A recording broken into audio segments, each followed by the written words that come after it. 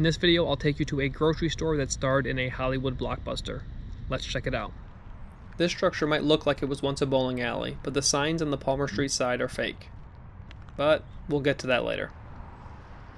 This area's first Kroger store was next to Max's Jewelry Store, the chain's 75th store in Metro Detroit when it opened in 1941.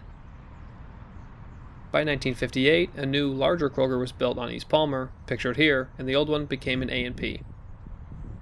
The new store was located behind the Palmer Bakery and across from the Shane Ferry Market, two neighborhood institutions. By the early 1970s, the store had become a Buy Low supermarket, the budget-friendly arm of Kroger's stores. Oddly enough, the store returned to the Kroger name in 1975. Around this era, chain stores like Kroger began to abandon Detroit, citing crime, a union wage bill, and low sales. This Kroger, which had likely put strain on other local markets and bakeries, closed before the 1970s came to an end. By 1980, the store had become Right Way Foods, which was the final business to occupy the space.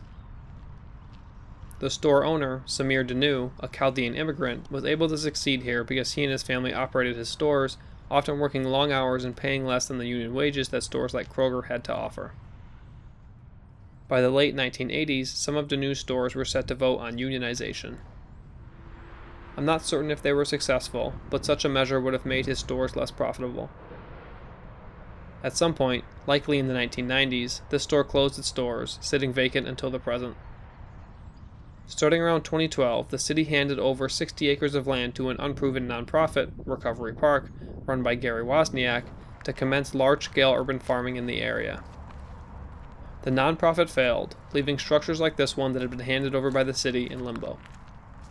In 2016, Transformers: The Last Knight was shot in Detroit, adding numerous ghost signs to buildings around Shane Street, including this one. I have to admit, it does look a bit like a bowling alley. This structure will likely be demolished, it's just a question of when. If you found this interesting, please throw a like on the video, drop a comment down below, and subscribe to the channel. Until next time, this building matters.